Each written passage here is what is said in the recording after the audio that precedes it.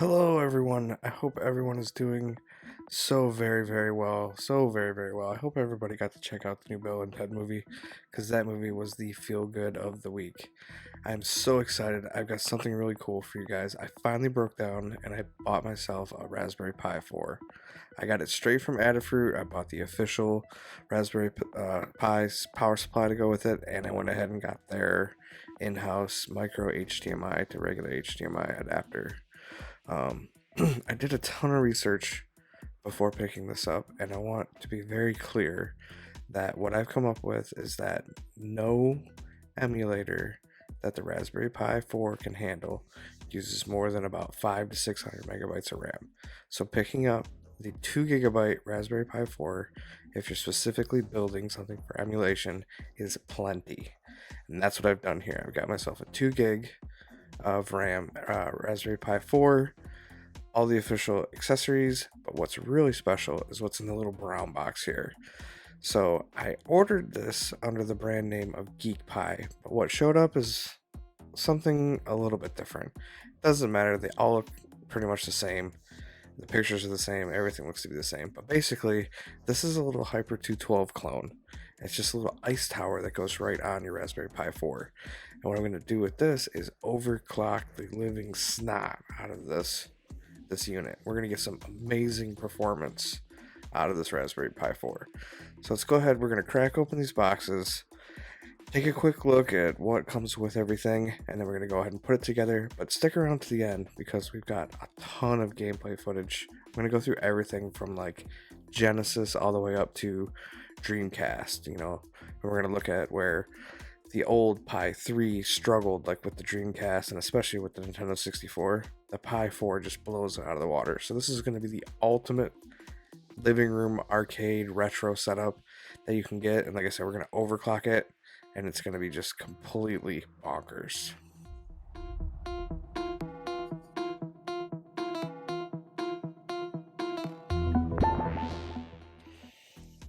So the case itself is pretty basic. It's just a like a standard little uh, plate case. It has these little plates that kind of stack up, and it provides a little bit of protection for the Pi 4.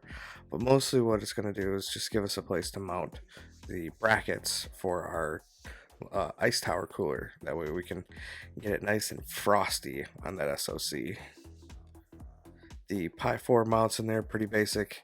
It sits above the first plate, which connects directly to the back plate, and then when we put on the cooler, it's only going to have one plate in between the brackets of the cooler and the Pi itself, and then the top plate is going to pinch down on there. I found that when I first tried to assemble it, that I tried to put it over the top plate and it holds the cooler up too far and it doesn't make contact with the thermal pad. So you're going to want to make sure that you put the brackets and the cooler on and pinch it down with the plates above it.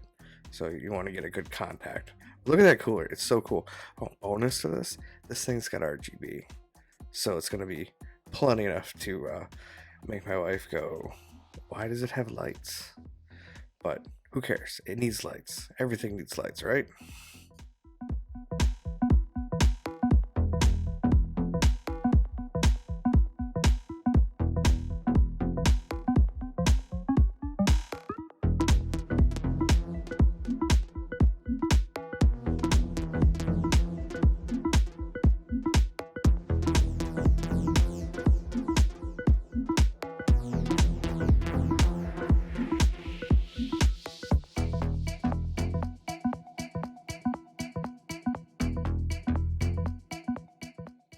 All the mounting mechanisms for this are really simple. It's just 4 screws, and they're quite long machine screws.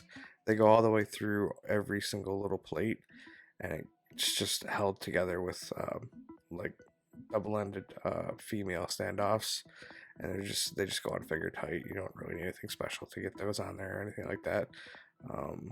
Yeah, pretty easy.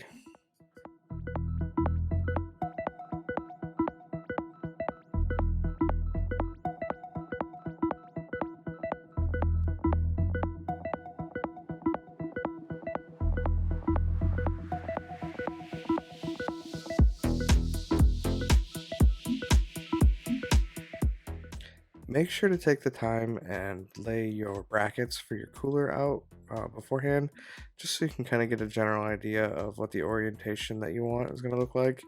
I decided to go with I guess I'll call it a forward orientation for the fan. Basically, what that's going to do is the micro HDMI port and the Type C port for the power are going to go out the back of the Pi.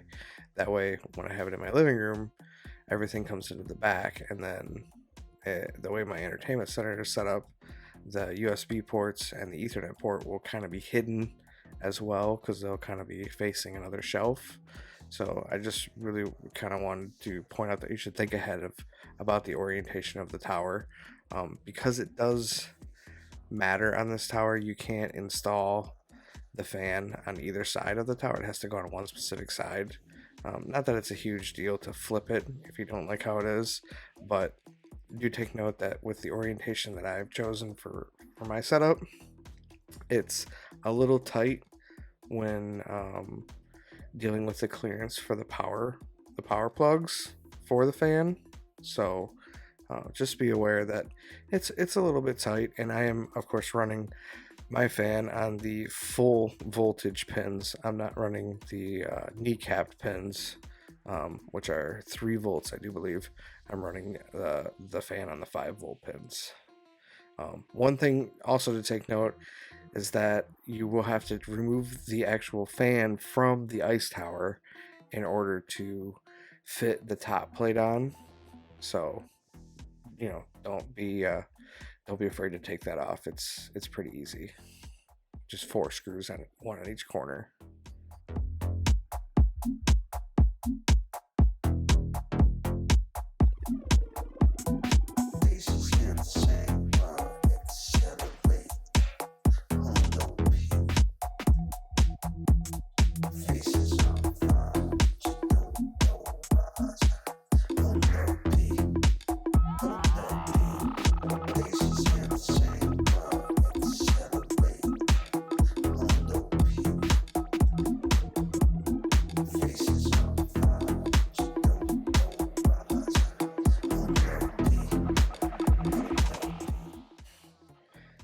Now that we've got our fan off and we've got our top plate on, we're going to go ahead and screw in the 4 corner screws with the standoff, with the thumb standoffs there. That way everything is locked in and nice and secure. And then once we're done with that, we're going to go ahead and put our fan back on. What I did is I put the pins in before screwing the fan all the way in. It just makes it a little more easy. Again, remember, this is an electronic device, so you don't have to have everything super tightened down. Finger tight is fine. There's no need to put a ton of pressure on these screws.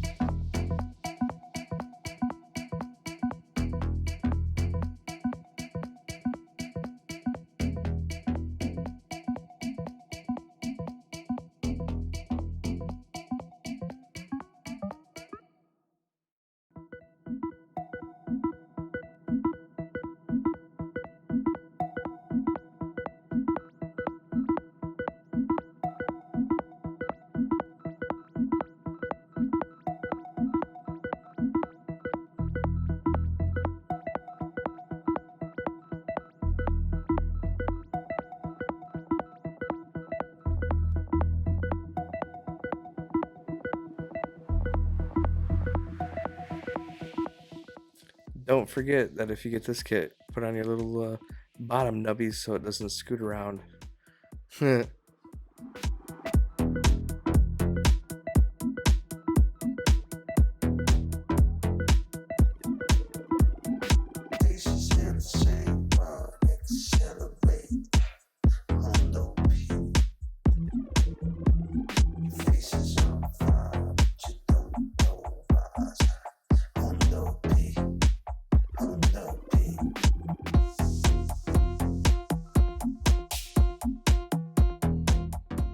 Very cool. And there we have it. That's pretty much everything that we need to do to get this thing ready to go. So I'm going to be using a 200 gigabyte Supreme build on this. I'm not going to tell you where to get it, but it is out there. So this is going to be the Nostalgia build based on Supreme. 200 gigabytes on a 256 gigabyte SD card. And there's our RGB. Look at that. That is very cool. On a Raspberry Pi 4. So, and just a heads up, I'm going to put a plus 500 megahertz clock on the CPU and a plus 250 megahertz clock on the GPU, or the graphics chip. So as promised, let's go ahead and put this thing through its paces.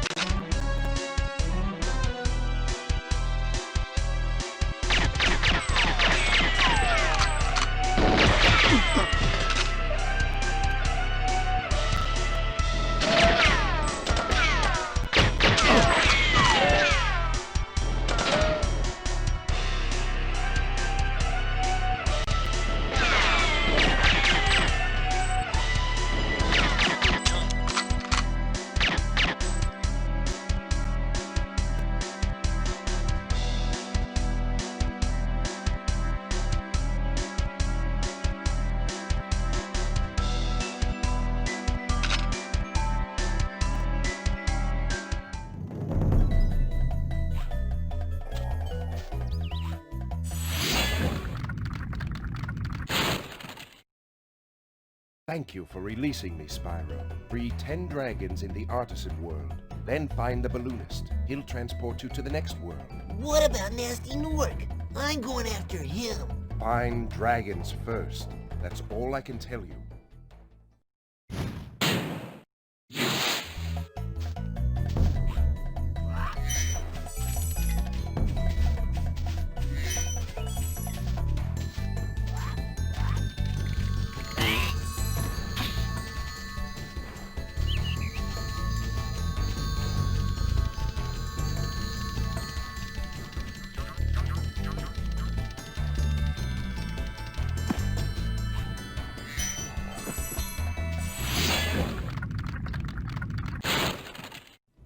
There's Nasty Nork.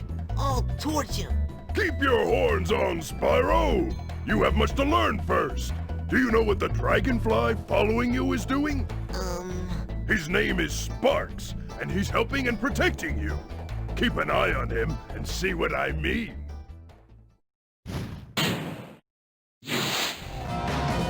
Hey, you!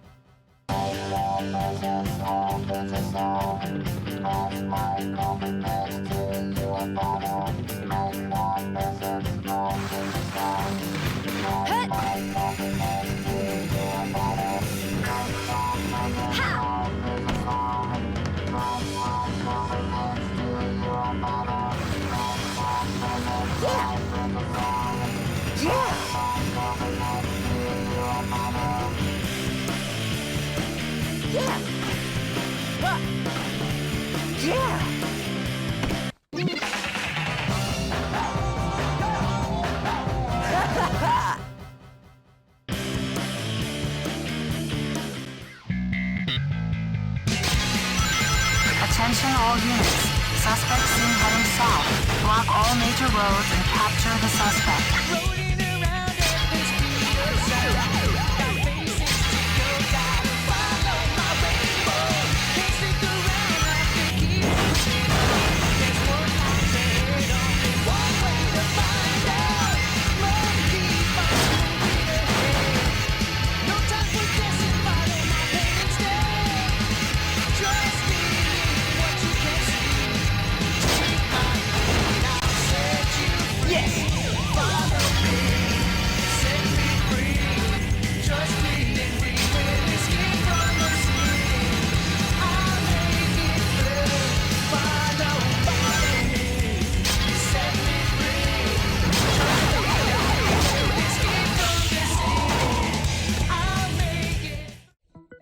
Very cool. If you've been sleeping on the Pi 4 like I did for a long time, there's no time like now to get one.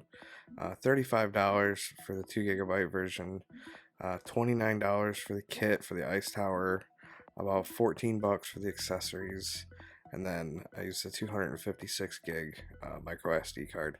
You don't have to use one that's quite that big, but you know, it's a Pi 4. I mean, this thing has a lot of horsepower and it can really get through everything up to Dreamcast. I mean, everything below Dreamcast is just a breeze. Even Nintendo 64, everything I've tried on it has worked great. So I'd really like to thank everybody for taking the time to watch this. If you could, like the video, subscribe to the channel, hit the bell, and if you'll excuse me, I gotta go play some games.